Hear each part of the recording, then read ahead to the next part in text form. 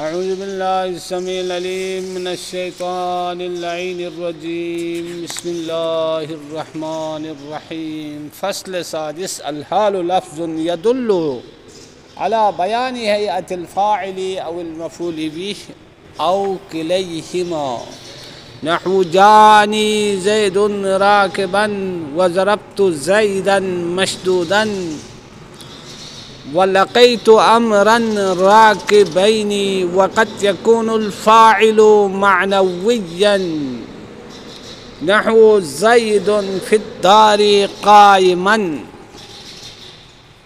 لأن معناه زيد استقر في الدار قائما وكذا المفعول به نحو هذا زيد قائما فإن معناه أشير وأنبه زيدا قائما المشار إليه قائما هو زيد والعامل في الحال فعل أو معنى فعل والحال نكرة أبدا وذو الحال معرفة غالبا كما رأيت في الأمثلة المذكورة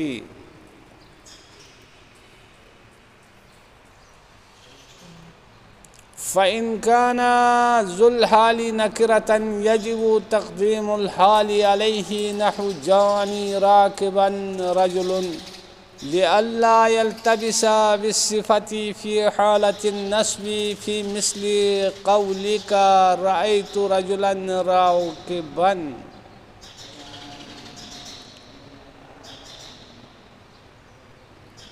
دیکھیں کہاں تک پہنچتے ہیں، وہاں تک ہی پڑھیں گے. عبارت تو میں نے زیادہ پڑھ لیا، مجھے لگتا نہیں ہے کہ ہم ادھر تک کوالیفائی کریں گے.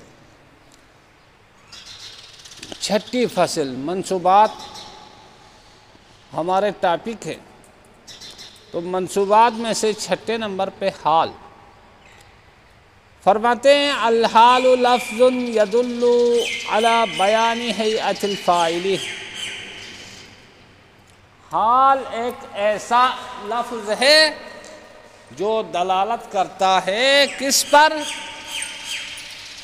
علی بیان ہیئت الفاعل، فاعل کی ہیئت بیان کرنے پر، او المفعول به یا مفعول به کی ہیئت بیان کرنے پر، او کلیہما یا فاعل اور مفعول به دونوں کی ہیئت بیان کرنے پر دلالت کرتا ہے. یعنی حال کی تعریف یہ ہو گئی کہ حال ایک ایسا لفظ ہے جو دلالت کرتا ہے فاعل کی ہیئت بیان کرنے پر یا مفعول به کی ہیئت بیان کرنے پر یا دونوں کی ہیئت بیان کرنے پر، اسے حال کہتے ہیں. مثال جیسے نحو جاءنی زید راکبا، یہاں حال کس کو بیان کر رہی ہے؟ فاعل کی ہیئت کو بیان کر رہی ہے. حال فاعل کی ہیئت کو بیان کر رہا ہے. نحو جاءنی زید راکبا، میرے پاس زید آیا. اب جاء فعل نون وقایا یا مفعول بھی، زید جاء کا فاعل ہے. اب پھر راکباً حال نے کس کی حالت بیان کی؟ زید فاعل کی ہیئت کو بیان کر دیا. یعنی زید فاعل سے یہ راکباً حال ہے، اور زید فاعل بھی ہے ذل حال بھی ہے، راکباً اس سے حال ہے. حال و ذل حال مل کر جاء کے لیے فاعل بن جائے گا. یہ فاعل سے حال واقع ہونے کی مثال ہے. وَضَرَبْتُ زَيْدًا مَشْدُودًا، اور میں نے زید کو مارا مشدوداً در حالے کی بندے ہوئے حالت میں نے زید کو مارا. یعنی زید کو باندھے ہوئے حالت میں نے اسے مارا. اب ضرب فعل ہے تو اس کا فاعل ہے. یہاں تو فاعل سے حال واقع نہیں ہو رہا ہے، بلکہ زیدن جو ضرب کا مفعول بھی ہے اس سے مشدوداً حال واقع ہو رہا ہے. تو زید مفعول بھی ایک طرف سے ذل حال ہے، ایک طرف سے یہ مفعول بھی ہے، اور مشدوداً جو ہے زیدن سے حال ہے۔ حال و ذل حال مل کر ضربتو کے لیے یہ کیا، ضرب کے لیے یہ کیا بنے گا، مفعول بھی بن جائے گا، اور تو اس کا فاعل بن جائے گا۔ تو یہ مثال ہو گئی صرف مفعول سے حال واقع ہونے کی، مفعول کی حالت بیان کرنے کی۔ اچھا، اب آپ سے کہا تھا او کلیہما، یا فاعل اور مفعول دونوں کی حیت بیان کرنے پر دلالت کرے۔ اس کی مثال جیسے وَلَقَيْتُ أَمْرًا رَاكِبَيْنِ، میں نے ملاقات کی امر کے ساتھ، راکبین درحالے کی ہم دونوں سوار تھے، امر بھی سوار میں بھی سوار، اس حالت میں ہم نے ایک دوسرے سے ملاقات کی۔ اب دیکھو لقی فعل ہے، تو اس کا فاعل ہے، امرن اس کا مفعول ہے، راکبین تثنیہ ہے۔ تثنیہ حالت نسبی میں کیا، یا ما قبل مفتوح اور نون مکسورہ کے ساتھ۔ تثنیہ کے اعراب میں آپ کو بتا دیا تھا، یہاں نصب کی علامت یا ما قبل مفتوح ہے، یا ہے، نصب کی علامت کیا ہے، یا ہے، چونکہ تثنیہ ہے۔ اب یہ راکبینی حال ہے کس سے، لقیتو کے تو فاعل سے اور امرن مفعول بھی سے، یعنی یہ راکبینی خود تثنیہ حال واقع ہو گیا ہے، ہم لقیتو کے تو فاعل سے یعنی تو ذل حال واقع ہو گیا، اور دوسرا نمبر پہ امرن مفعول بھی سے یہ راکبینی حال واقع ہو گیا ہے، یعنی امرن یہ بھی ذل حال ہے، اور راکبینی زید اور امر دونوں سے حال ہے، یہ واقع ہوا ہے دونوں کی حالت کو بیان کرنے کے لیے، یعنی زید لقیتو کے تو کی حالت اور امرن کی حالت، یعنی حالت ان دونوں کی سواری کی حالت میں ایک دوسرے سے ملاقات کی۔ یہ بات شاید انشاءاللہ آپ کو سمجھ میں آئی۔ اب آگے چلتے ہیں۔ وَقَدْ يَكُونُ الْفَاعِلُ مَعْنَوِيًّا، دیکھو فاعلو یکونو کا اسم ہے، معنویاً اس کی خبر ہے۔ وقت یکون الفاعل، اور کبھی کبھار فاعل معنویاً معنوی ہوتا ہے، یعنی لفظی نہیں ہوتا ہے بلکہ معنی کے اعتبار سے فاعل ہوتا ہے۔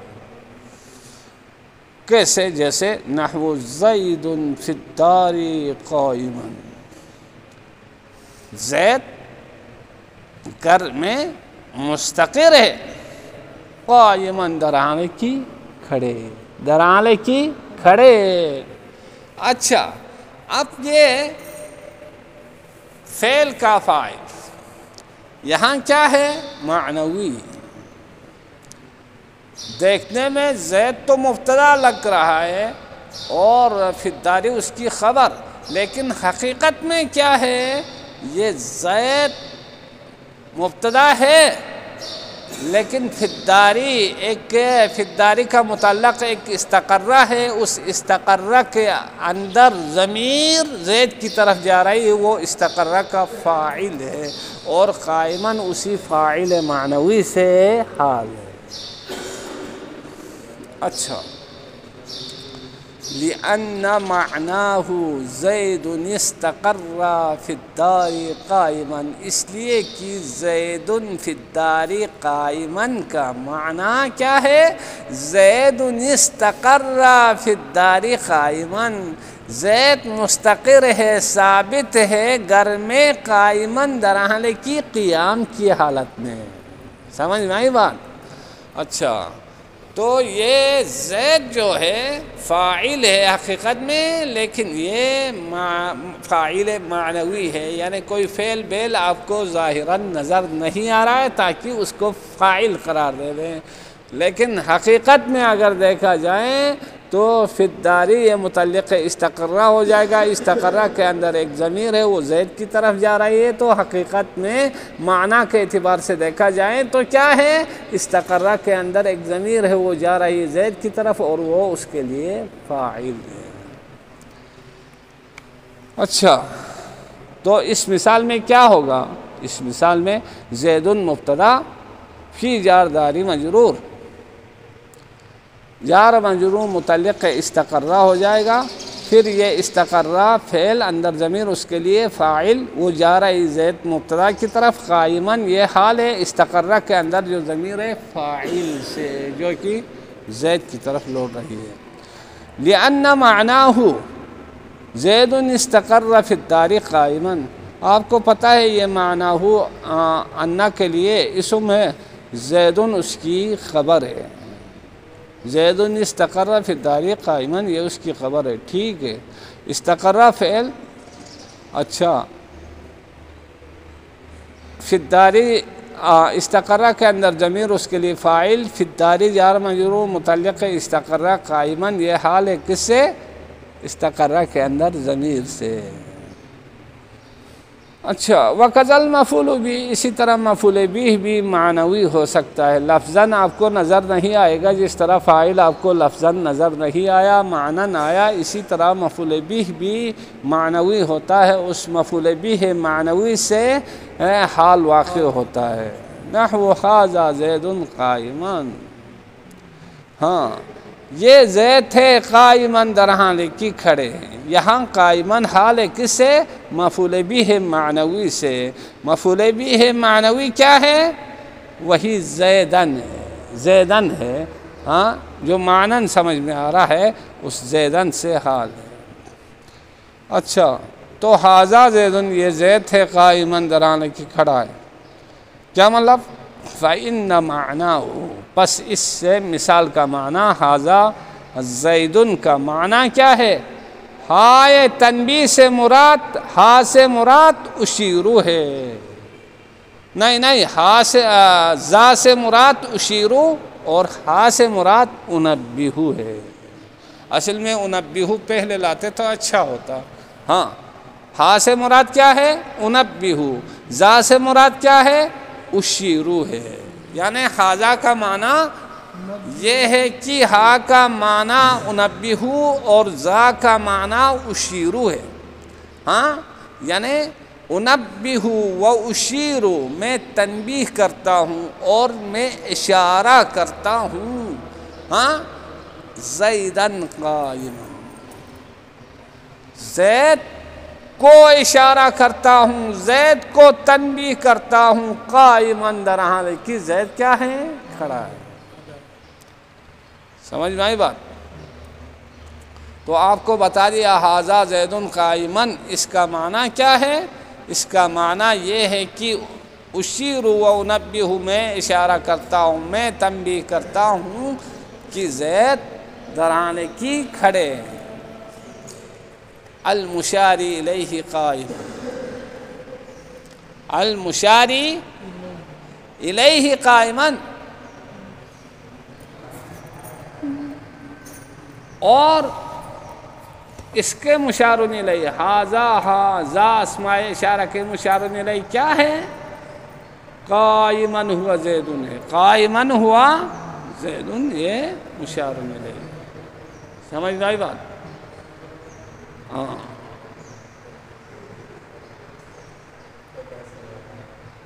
قائمن ہوا زیدن یہ مشار الیہ، گل سمجھ میں آئی بات؟ تو یہ قائمن حال ہے کس سے؟ ایک زیدن مفعول بھی معنوی سے، یعنی اشیر و انبہ زیدن قائمن، ہا سے مراد انبہ ہو گیا، زا سے مراد اشیرو ہو گیا، چونکہ زا اسماء اشارہ ہے نا تو اشیرو میں اشارہ کرتا ہوں، ہائے تنبیہ ہے نا تو انبہ میں تنبیہ کرتا ہوں، کس کو؟ زیدن، زید کو، قائمن در حال کی وہ کھڑے حالت میں۔ جس مفعول بھی کی طرف اشارہ کیا ہے کس کے ذریعے؟ قائمن ہوا زیدن کے ذریعے، ٹھیک ہے آگے چلو۔ اچھا قائمن ہوا زیدن میں قائمن تو حال ہو گیا، ہوا مبتدا، زیدن اس کی خبر بن جائے گی۔ والعامل فی الحال فعل، اور حال میں عمل کرنے والا عامل فعل ہوتا ہے، یعنی حال کا عامل کیا چیز ہے؟ تو کہا کہ حال میں عمل کرنے والا عامل فعل ہے، العامل مبتدا ہے، فعل اس کی خبر۔ ایک بات، او معنی فعل، یا حال میں عمل کرنے والا عامل معنی یہ فعل ہے، جیسا کہ آپ نے معنی فعل اوپر دیکھا انبیہ و اشیرو، سمجھ میں آئی بات؟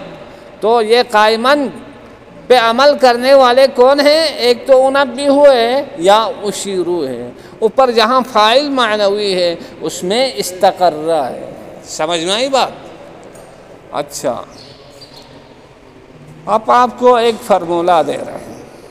کیا فارمولہ دے رہے ہیں؟ کیا فارمولہ دے رہے ہیں؟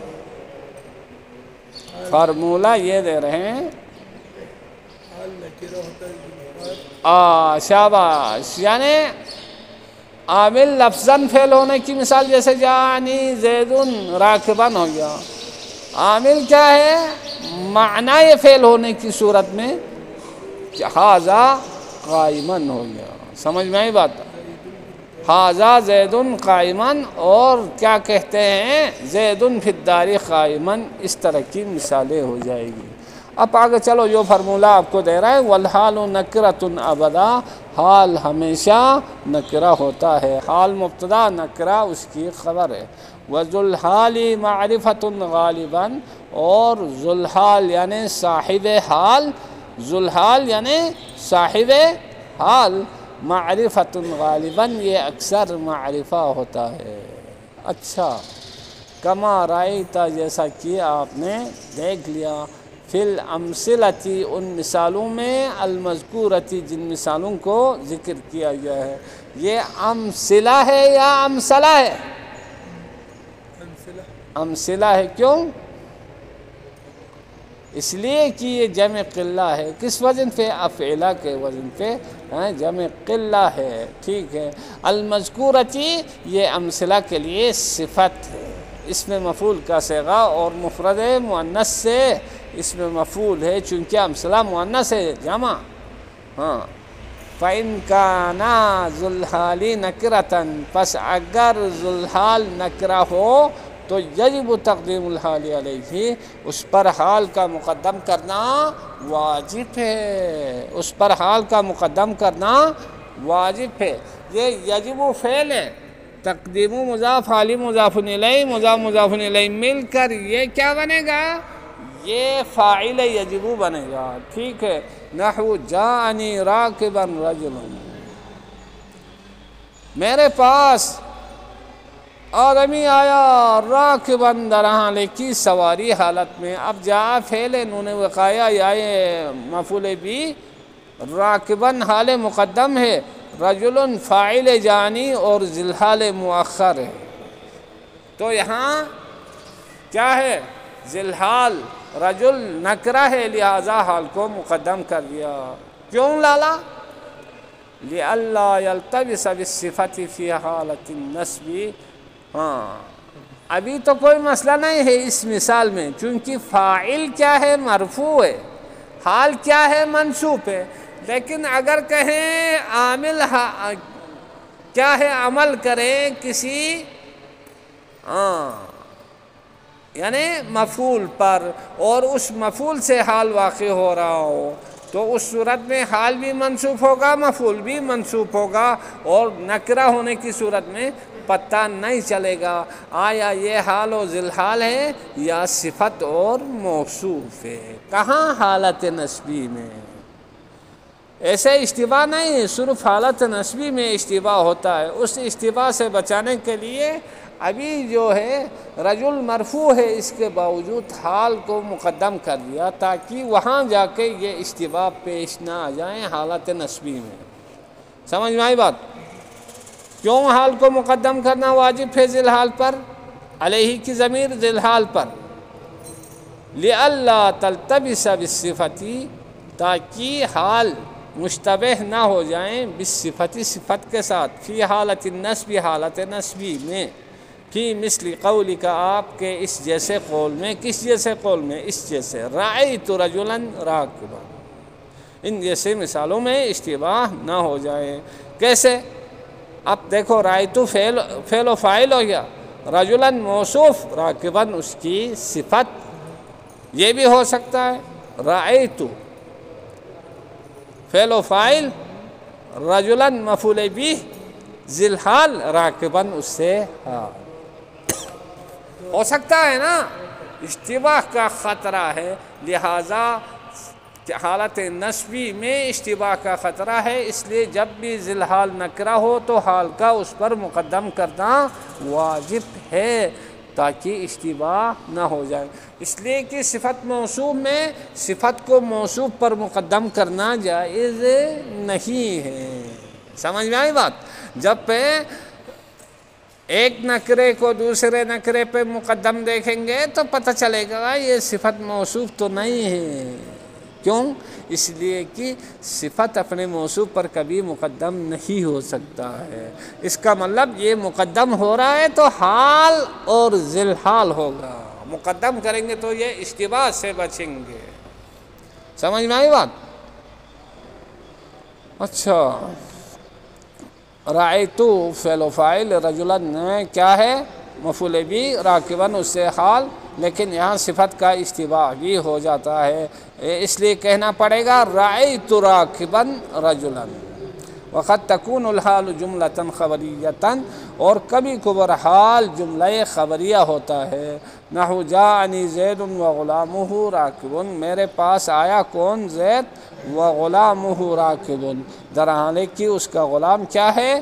سوار ہے، اس حالت میں آیا۔ تو جاء فعل نون وقایا یا مفعول، زید اس کے لیے فاعل، واو حالیہ، غلام مضاف مضاف الیہ، مبتدا، راکبون اس سے خبر، مبتدا خبر مل کر جملہ اسمیہ حال ہے، کس سے؟ زید فاعل سے، زید فاعل سے۔ میرے پاس زید آیا، وغلامہ راکبون، در حالے کہ زید کا غلام سوار۔ اچھا، جاءنی زید یرکب غلامہ، اب یہاں کیا ہے؟ پھر یرکبو فعل، غلام مضاف مضاف الیہ، اس کے لیے فاعل، فعل و فاعل مل کر یہ حال ہے زید سے، یعنی آپ کو جملہ اسمیہ حال واقع ہونے کی مثال دی، وغلامہ راکبون، اور کیا ہے؟ او یرکب غلامہ، جملہ فعلیہ کے حال واقع ہونے کی مثال دی۔ ومثال ما کان عاملها معنی الفعل، اور اس چیز کی مثال جس کا عامل کیا ہو؟ معنی فعل ہو، اس کی مثال نحو ھذا زید قائما، یہ مثال ہے جو اوپر آئی ہے۔